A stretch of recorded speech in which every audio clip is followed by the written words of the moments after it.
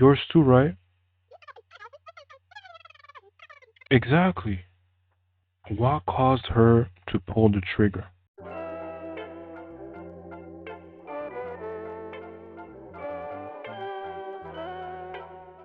What's the vibe, guys? This is Mr. Valid, and today we're back at it again with another reaction. Our video.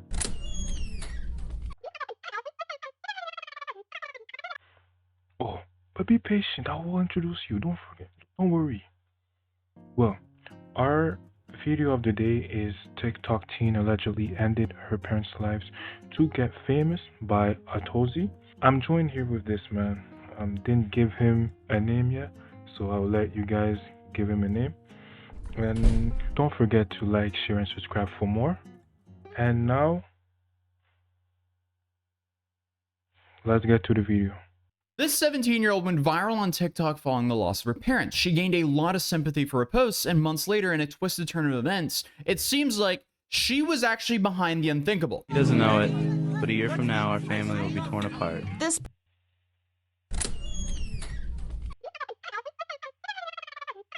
Allegedly.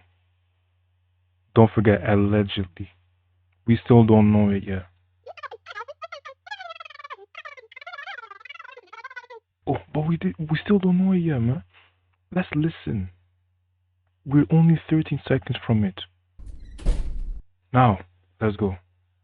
Post on social media may seem innocent and even draw some sympathy, but police say the dark reality is the video was created days after Georgia teen Sarah Grace Patrick is accused of shooting her mother and stepfather as they slept. We've discussed some pretty horrific things when it comes to TikTok, and I feel like it's safe to say this might take the cake. So today we're talking about Sarah Grace Patrick, a 17-year-old girl who's been charged with allegedly taking the life of her mother and her stepfather after spending months posting videos of her mourning online, and then even going as far as contacting true crime influencers to investigate the deaths. On the morning of February 20th, 2025, deputies with the Carroll County Sheriff's Office responded to a tragic scene. They discovered the bodies of James Brock, 45, and Kristen Brock, 41, both deceased from apparent gunshot wounds. Today, we can confirm that an arrest has been made in the case. Kristen Brock's 17-year-old daughter, Sarah Grace Patrick, has been taken into custody and charged with 2 counts of murder and 2 counts of aggravated assault. If she's actually found guilty here, What could lead you to end your parents' lives?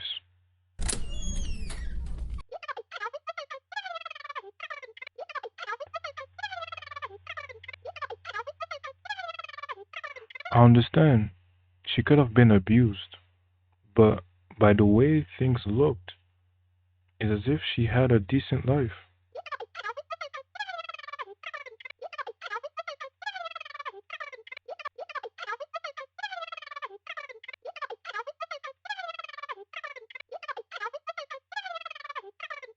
That's true, that's true.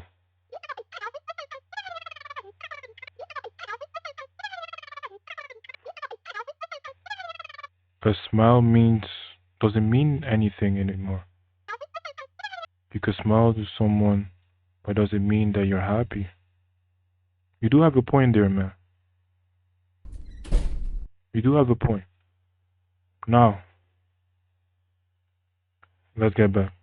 this might be the most outrageous attention-seeking behavior that I've ever covered here on this channel. But the story starts the night of February 20th, 2025, in a quiet Carroll country home. 41-year-old Kristen Brock and 45-year-old James Brock had their lives tragically taken while they were sleeping. And to make things worse, it was their 5-year-old daughter who found them the next morning. Then the person who called 911 was none other than 16-year-old at the time, Sarah Grace Patrick. And right after this happened, she started uploading TikToks, videos of her crying, writing captions like, "Please send prayers and healing," and "She should be here and so should he." Honestly, just the exact stuff that someone grieving would post on social media. Then on top of that, she also posted collages of her parents, wrote about feeling so homesick, and shared how it was hard to move on. And another caption reads, "They don't know it yet, but a year from now, me and my 5-year-old sister would find them gone in our home, and they won't get to watch me graduate high school, see me walk down the aisle, and couldn't even say goodbye." If she really did it, that video of her crying like that is actually psychotic. As of today, her account has been removed by TikTok, but pre-arrest, as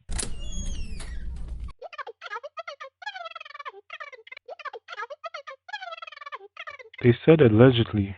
But by the way things are progressing, I do think too that she did it.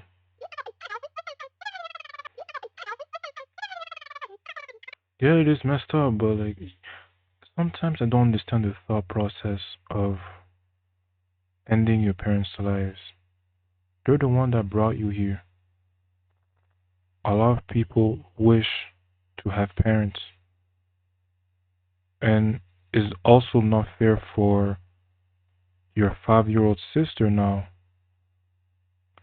because now if you get arrested, she's already arrested, but you'll go to jail for life, and now the 5 year old will be an orphan if there's no grandparents. She's gonna be all alone. Yeah, it is selfish. But let's continue. Let's continue. Now, back to the video. As you can see, she was really milking the attention from this story. But the part of the story that really sickens me is the fact that she gave this like tearful eulogy at her mother's funeral. Like, how do you go through with that after what you allegedly did? Like, this wasn't just some personal grieving. She was actively shaping a narrative online when no one even suspected her. But apparently, to further shape this narrative, she reached out to a true crime TikTok account called Allegedly Reportedly and asked them to cover the case. Why would you ask me to cover a case where you are going to get arrested for taking your parents' lives? Y'all, this is Sarah Grace, and she messaged me back on June 3rd and just said, search up Brock case. So I said, Brock Turner? Brock who? She said, Kristen and James Brock. They're my parents. And out of nowhere, a random Thursday night in February, someone came in my house with me and my 5-year-old sister, and my parents left them for me and my little sister to wake up to. And I said, not knowing she was going to wind up arrested for this, I am so sorry. I cannot imagine.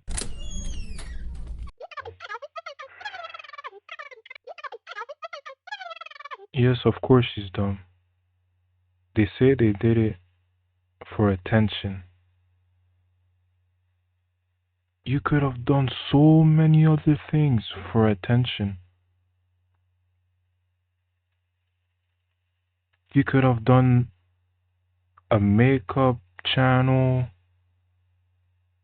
a lifestyle channel, and for attention, you proceed to end both your parents' lives, mind you, while they were sleeping. And you traumatized your little sister for life. It's messed up, right?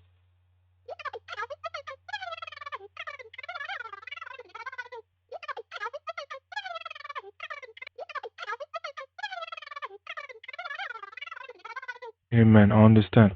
In this channel, we don't promote violence, so excuse me for what he just said. But let's get back to the video. I will absolutely research and cover their case. Please take care of you always. Again, not knowing, and I covered it. I mean, this is just seriously messed up. Like, I know that lady is in the shock of her life because what even is this? Like, imagine being this true crime enthusiast covering the case just to find out the poor girl who messaged you about her parents passing away was the one who allegedly did it. But apparently this false narrative may have become too much for her because on July 8th, Sarah Grace Patrick, after months of attention seeking and faking every emotion that left her body, turned herself in to authorities after being made aware of active warrants against her. She is now facing 2 counts of murder and 2 counts of aggravated assault. Because she's 16, she will actually be tried as an adult under Georgia law. That's an important detail to remember because once a minor is charged with a serious felony like murder in Georgia, prosecutors can pursue the case in adult criminal court. And the penalties in adult court are, as you can imagine, significantly worse. But let us break this down a little bit. So malice degree murder in Georgia is essentially the same thing as a first degree murder in any other state. It means the prosecution believes the killings were intentional and premeditated. There doesn't need to be a clear motive, but they do need to show that the killings weren't accidental or committed in the heat of the moment. If Sarah is convicted on this charge alone, she faces life in prison. And because she's being charged as an adult, it could be without the possibility of parole as well. The police said they also have digital evidence. That could be emails, text communications, or so on if she's been messaging about her parents or a home situation before the murder. That easily can show intent. The second degree murder charge could also be felony murder, which in Georgia means a person was responsible for someone else's death while committing another felony. In this case, possibly aggravated assault. Even if the jury somehow believes that she didn't plan the killings, the felony murder charge can still lead to a life sentence. Like, how could you kill your parents, man? That's what I cannot process. Why? It cannot be just for attention seeking. It doesn't make sense. She wasn't on drugs. It was with a gun. What do you think, man? I also have no words, man. I have no words. It's just based on her participation in a violent crime that resulted in a death. Aggravated assault is a felony charge involving an attack with the intent to take life, especially if a weapon is used. So since a firearm was involved and both victims were asleep, these assault charges aren't just minor add-ons. Each count carries a potential sentence of up to 20 years in prison, and judges in Georgia can stack these sentences, meaning those years would be added on to addition of a potential life sentence. So what does all this mean? Well, if convicted of even one of the murder charges, Sarah Grace Patrick could spend the rest of her life behind bars. No parole, no early release, no TikTok sympathy. And if the court hands down consecutive sentences for the aggravated assaults, that time would be added on top of the life sentence, effectively locking her away forever. I mean, it's hard to, add to the life, but I mean, hey, it is what it is, I guess. But investigators, they say the case is far from simple. The Carroll County Communications Director, Ashley Hudson, said, "We don't know what goes through the mind of a child who wants to harm their parents." She's 17, she's kind of been out on her own, she's lived with different family members and moved all over the place. Apparently, they're not ruling out the possibility that more people could be involved, but they're clear on one thing: they believe that she pulled the trigger. The pursuit of justice does not end today, however. It is very possible, because this remains an open and ongoing investigation.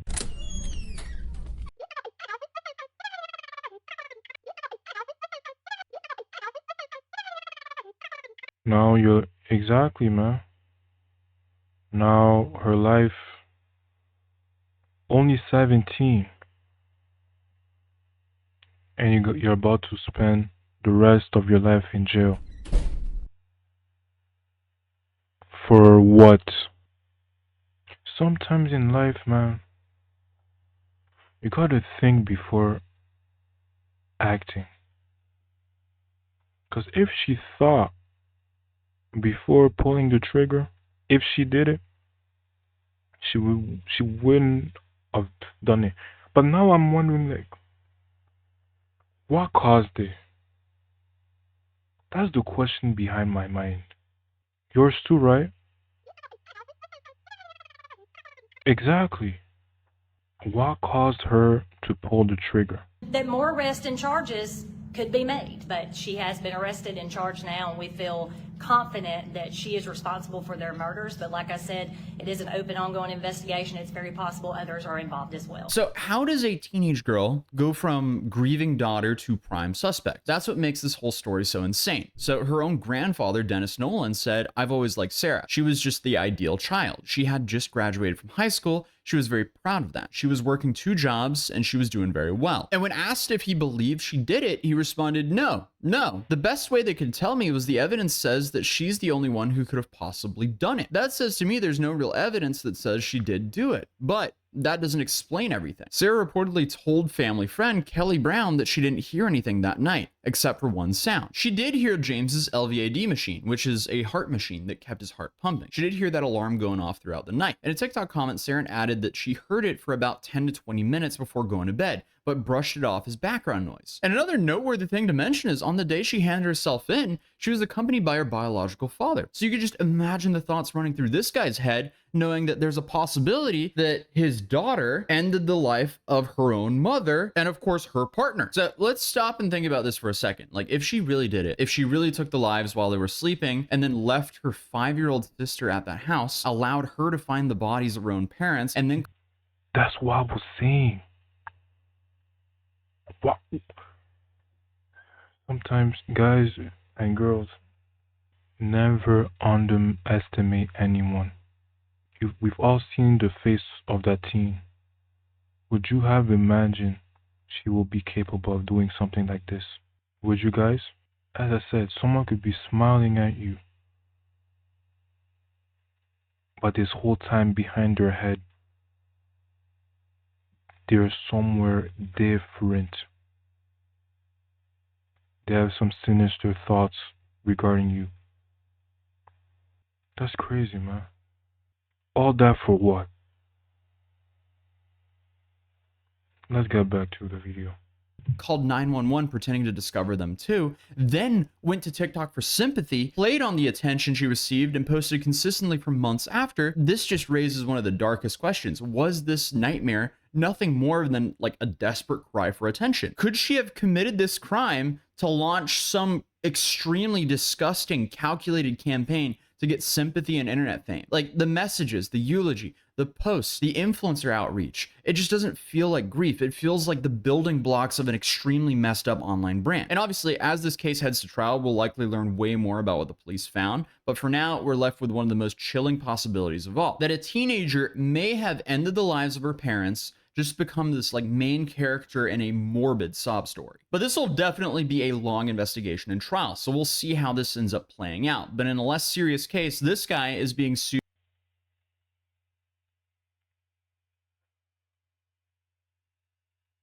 What's wrong with people, man? What's wrong with people? Ending some two people's lives just for attention.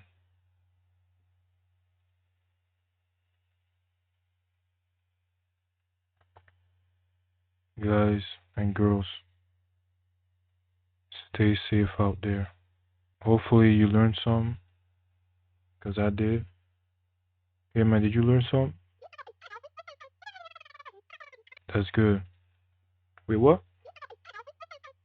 Yeah, humans, I don't know myself. I have no words, man. Anyways, thank you very much, guys, for watching.